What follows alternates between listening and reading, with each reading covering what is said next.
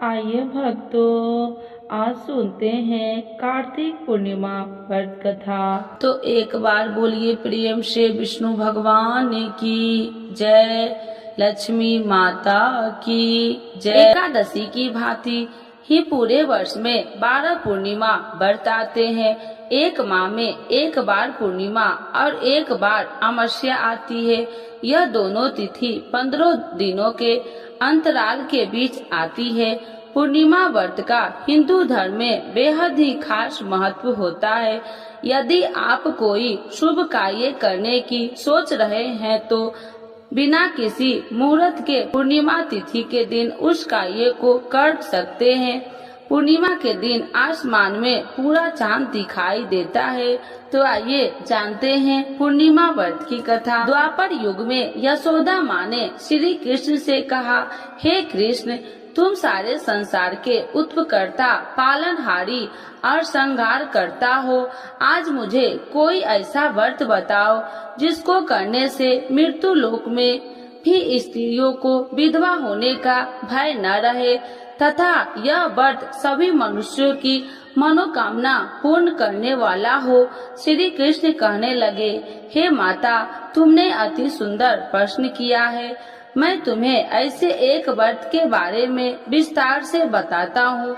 सौभाग्य की प्राप्ति के लिए स्त्रियों को 32 पूर्णिमा व्रत करना चाहिए। इस व्रत को करने से स्त्री को सौभाग्य की प्राप्ति होती है।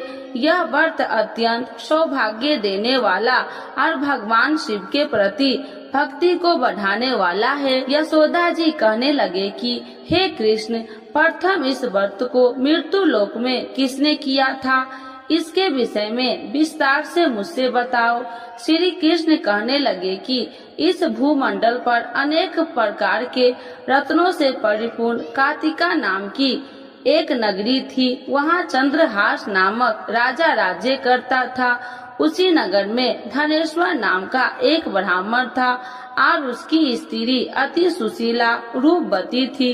दोनों ही उस नगर में बड़े प्रेम से रहते थे। घर में धन्य धान्य आदि की कोई कमी नहीं थी, परंतु उनको बहुत बड़ा दुख था कि उनकी कोई संतान नहीं है। एक समय एक बड़ा योगी उस नगर में आया। वह योगी उस ब्राह्मण के घर को छोड़कर अन्य सभी घरों से भिक्षा लेकर भोजन किया करता था। रूपवती से कभी भिक्षा नहीं लेता था। एक दिन वह योगी रूपवती से भिक्षा न लेकर किसी अन्य घरों से भिक्षा लेकर गंगा किनारे जाकर भिक्षण को प्रेम पूर्वक ग्रहण करने लगा कि धनेश्वर ने योगी का यह सब कार्य देख लिया। अपनी भिक्षा के अनादर से दुखी होकर धनेश्वर योगी से बोला, हे महात्मा, आप सब घरों से भिक्षा लेते हैं, परंतु आप मेरे घर की भिक्षा कभी नहीं लेते। इसका क्या कारण है? योगी ने कहा, निसंतान के घरों की भिख पतितों के अत्र के तुल्य होता है और जो पतितों का अत्र खाता है वह भी पतित हो जाता है। क्योंकि तुम निसंतान हो, इसीलिए पतित हो जाने का भय से मैं तुम्हारे घर की भिक्षा नहीं लेता। धनेश्वर योगी यह बात सुनकर बहुत दुखी हुआ और हाथ जोड़कर योगी के पैरों में गिर गया और कहने लगा, हे महाराज, यदि ऐसा है तो आप पुत्र प्राप्ति का उपाय बतलाइए। आप सर्वज्ञानी है, मुझ पर कृपा कीजिए। हे भगवान, मेरे घर में धन की कोई कमी नहीं है, परंतु मैं पुत्र न होने का कारण अत्यंत दुखी हो। आप मेरे इस दुख का हरण करें, सामर्थ्यवान है। यह सुनकर योगी कहने लगे, हे ब्राह्मण, तुम चंडी की आराधना करो। आकर उसने अपनी पत्नी से सब बात कह और स्वयं तप करने के लिए वन में चला गया। वन में जाकर उसने चंडी की उपासना की और उपवास किए। चंडी ने 16वें दिन उसको स्वप्न में दर्शन दिया और कहा, हे धनेश्वर, जा, तेरे घर पुत्र होगा, परंतु वह 16 वर्ष की आयु में ही मृत्यु को प्राप्त हो जाएगा। यदि तुम दोनों पति पत्नी 32 पूर्णमासियों का व्रत विधि पूर्वक करेगो तो यह दीर्घायु हो जाएगा। जितनी तुम्हारी सामर्थ्य हो आटे के दिए बनाकर शिव जी भगवान का पूजन करना, परंतु पूर्णमासी के व्रत 32 होने चाहिए। प्रातः काल होने पर इस स्थान के समीप तुम्हें आम का वृक्ष दिखाई देगा। उस पर चढ़कर तुम एक फल तोड़कर शीघ्र ही अपने घर चले जाना और अपनी पत्नी से सब बात कहना। ऋतु स्नान के पश्चात वह स्वच्छ होकर श्री शंकर भगवान का ध्यान करके उस फल को खा लेगी। शंकर भगवान की कृपा से उसको गर्भ हो जाएगा। जब वह ब्राह्मण प्रातः काल उठा तो उसने एक स्थान के पास ही आम का वृक्ष देखा, जिस पर एक अत्यंत सुंदर आम का फल लगा हुआ था। उस ब्राह्मण ने उस आम के वृक्ष पर चढ़कर फल को तोड़ने की प्रयत्न किया, परंतु वृक्ष पर कई बार प्रयत्न करने पर भी वह चढ़ नहीं पाया। तब उस ब्राह्मण को बहुत चिंता हुई। तब विघ्न विनाशक श्री गणेश भगवान की वंदना करने लगा। हे दया निधान, अपने भक्तों के विघ्नों का नाश करने के, उनके मंगल कार्यों को करने वाले, दुष्टों का नाश करने वाले, रिद्धि सिद्धि प्रदान करने वाले, आप मुझ पर कृपा करके इतना बल दे कि मैं अपने मनोरथ को पूरा कर सकूं। इस प्रकार श्री गणेश जी की प्रार्थना करने पर उनकी कृपा से धनेश्वर वृक्ष पर चढ़ गया और उसने सुंदर आम के फलों को तोड़ लिया। और धनेश्वर ने सोचा, जो वरदान से फल मिला है वह यही है और कोई फल तो दिखाई नहीं दे रहा। उस धनेश्वर ब्राह्मण ने जल्दी से घर जाकर अपनी पत्नी को वह फल दे दिया और उसकी पत्नी ने अपने पति के कहे अनुसार उस फल को खा लिया और वह गर्भवती हो गई। देवी जी की असीम कृपा से उससे एक अत्यंत सुंदर पुत्र पैदा हुआ, जिसका नाम उन्होंने देवी दास रखा। माता पिता के हर्ष और शोक के साथ वह बालक शुक्ल पक्ष की चंद्रमा के भांति वह बालक अपने पिता के घर में बड़ा होने लगा। भवानी की कृपा से वह बालक बहुत ही सुंदर, सुशील, विद्या पढ़ने में बहुत ही निपुण हो गया। दुर्गा जी की आज्ञा अनुसार उसकी माता 32 पूर्णमासी का व्रत रखना आरंभ कर दिया, जिससे उसका पुत्र बड़ी आयु वाला हो जाए। 16 वर्ष लगते ही देवी दास के माता पिता को बड़ी चिंता हो गई कि कहीं उनके पुत्र की इस वर्ष मृत्यु न हो जाए।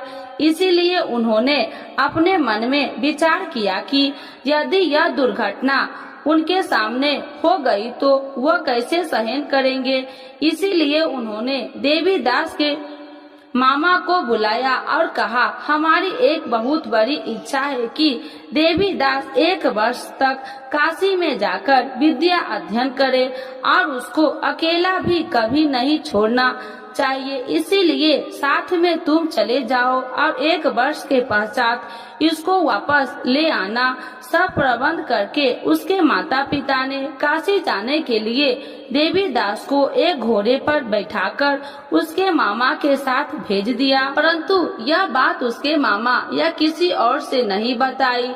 धनेश्वर तथा उसकी पत्नी ने अपने पुत्र की मंगल कामना दीर्घायु के लिए भगवती दुर्गा की आराधना और पूर्णमासियों का व्रत करना आरंभ कर दिया। इस प्रकार बराबर 32 पूर्णमासी के व्रत को उन्होंने पूरा किया। कुछ समय पश्चात एक दिन वह मामा और भांजा मार्ग में रात में बिताने के लिए किसी गांव में ठहरे हुए थे। उस दिन उस गांव में ब्राह्मण की अत्यंत सुंदर, सुशीला और गुणवती कन्या का विवाह होने वाला था। जिस धर्मशाला के अंदर वर और उसकी बारात ठहरी थी, उसी धर्मशाला में देवी दास और उसके मामा भी ठहरे हुए थे। संयोगवश कन्या को तेल आदि चढ़ाकर मंडप आदि का कार्य किया गया, तो लगन के समय वर को धनुवात हो गया। इसीलिए वर के पिता ने अपने कुटुंबियों से विमर्श करके निश्चय किया कि यह देवी दास मेरे पुत्र जैसा ही सुंदर है, मैं इसके साथ ही लगन करवा दूं और बाद में विवाह के अन्य लड़का ये मेरे लड़के के साथ ही हो जाएगा। ऐसा सोचकर देवी दास के मामा से जाकर बोला कि तुम थोड़ी देर के लिए अपना भांजा हमें दे दो, जिससे विवाह के लगन का सब कार्य सुचारू रूप से हो सके। तब देवी दास का मामा कहने लगा, जो कुछ भी वधू पक्ष की कन्या दान के समय वर को मिले वह सब हमें दे दिया जाए, तो मेरा भांजा इस बारात में दूल्हा बन जाएगा। यह बात वर के पिता ने स्वीकार कर लेने पर उसने अपना भांजा बनने के लिए भेज दिया और उसके साथ सब विवाह कार्य विधि पूर्वक संपन्न हो गए। पत्नी के साथ वह भोजन करने लगा तो अपने मन में सोचने लगा कि न जाने यह किसकी स्त्री होगी। वह एकांत में यही सोच सोचकर अपने कर्म श्वास छोड़ने लगा और उसकी आंखों से आंसू भी आ गए। तब लड़की ने पूछा, क्या बात है, आप इतने उदासीन व दुखी क्यों हो रहे हैं? तब उसने सब बात जेवर के पिता और उसके मामा के हुई थी लड़की को बता दी। तब कन्या कहने लगा कि यह ब्राह्मण विवाह के विपरीत कैसे हो सकता है? देव ब्राह्मण और अग्नि के सामने मैंने आपको ही अपना पति माना है, इसीलिए आप ही मेरे पति हैं। मैं आपकी ही पत्नी रहूंगी, अन्य किसी की कदापि नहीं। देवी दास ने कहा, ऐसा मत करिए, क्योंकि मेरी आयु बहुत कम है। मेरे पश्चात आपकी क्या गति होगी? इन बातों को अच्छी तरह विचार कर लो। परंतु वह दृढ़ विचार वाली कन्या थी। वह बोली, जो आपकी गति होगी वह मेरी गति होगी। स्वामी, आप उठिए और भोजन कीजिए, आप निश्चय ही भूखे होंगे। तब देवी दास और उसकी पत्नी ने भोजन किया तथा शेष रात्रि वह सोते रहे। प्रातः काल देवी दास ने अपनी पत्नी को 3 नागों से जड़ी हुई एक अंगूठी दे दी, एक रुमाल दिया और बोला, हे प्रिय, इसे लो और संकेत समझकर स्थिर चित हो जाओ। मेरा मरण और जीवन जानने के लिए एक पुष्ट वाटिका बना लो, उसमें सुगंधित वाली एक नववालिका लगाओ, उसको प्रतिदिन जल से सिंचा करो और आनंद के साथ खेलो कूदो और उत्सव मनाओ। जिस समय और जिस दिन मेरा मृत्यु होगा यह फूल सूख जाएगा और जब वह फिर से हरे हो जाएंगे तो समझ लेना मैं जीवित हूँ। यह बात निश्चय करके समझ लेना, उसने कोई भी संशय नहीं है। इतना कहकर देवी दास वहाँ से चला गया। प्रातः काल होते ही वहाँ पर गाजे बाजे बजने लगा और जिस समय विवाह कार्य समाप्त करने के लिए वर तथा सब बाराती मंडप में आए तो कन्या ने वर को भली प्रकार से देखकर अपने पिता से कहा, यह मेरा पति नहीं है, मेरा पति वही है जिसके साथ रात्रि में मेरा पानी ग्रहण हुआ था। इसके साथ मेरा विवाह नहीं हुआ। यदि वह वही पुरुष है तो बताइए कि मैंने इसको क्या दी। वधू पक्ष और कन्या पक्ष कन्यादान के समय जो आभूषण आदि दिए गए थे वो दिखाइए तथा रात में क्या गुप्त बातें मैंने इनसे कही वह सब सुनाइए। पिता ने उसके कहे अनुसार वर को बुलाया। कन्या की यह सब बातें सुनकर वह कहने लगे, मैं कुछ भी नहीं जानता। इसके पश्चात लज्जित होकर वह अपना सा मुंह बनाकर चला गया और सारी बात भी अपमानित होकर वहां से लौट गई। भगवान श्री कृष्ण बोले, हे माता, इस प्रकार देवीदास काशी विद्या अध्ययन के लिए चला गया। जब वह कुछ समय बीत गया तो काल से प्रेरित होकर एक सर्प रात्रि के समय उसको डसने के लिए वहां पर आया। उस विस्तार के प्रभाव से उसके शयन का स्थान चारों ओर से विष की ज्वाला से विषैले हो गया, परंतु व्रत के प्रभाव से उसको काट नहीं पाया, क्योंकि पहले ही उसकी माता ने 32 पूर्णमासी का व्रत रखा था। इसके बाद मध्याह्न के समय स्वयं काल वहाँ आया और उसके शरीर से प्राण को निकालने का प्रयत्न करने लगा, जिससे वह मूर्छित होकर पृथ्वी पर गिर गया। उसी समय माता पार्वती के साथ भगवान शंकर वहां आ गए। उसको मूर्छित दशा में देखकर माता पार्वती जी ने शंकर जी से प्रार्थना की, हे महाराज, इस बालक की माता ने पहले ही 32 पूर्णिमा का व्रत पूरा किया था, जिसके प्रभाव से आप इसको प्राण दान दे।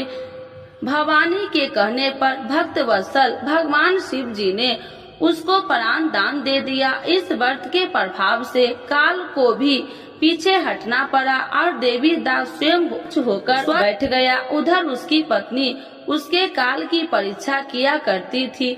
जब उसने देखा वो पुष्प वाटिका में पुष्प कुछ भी नहीं है तो उसको अत्यंत आश्चर्य हुआ, लेकिन जब वह जैसे ही हरी भरी हो गई तो वह जान गई कि सब उसका पति ठीक ठाक है, वह जीवित हो गया है। यह देखकर वह बहुत प्रसन्न हो उठी। अपने पिता से कहने लगे कि पिताजी, मेरा पति जीवित है, आप उनको ढूंढिए।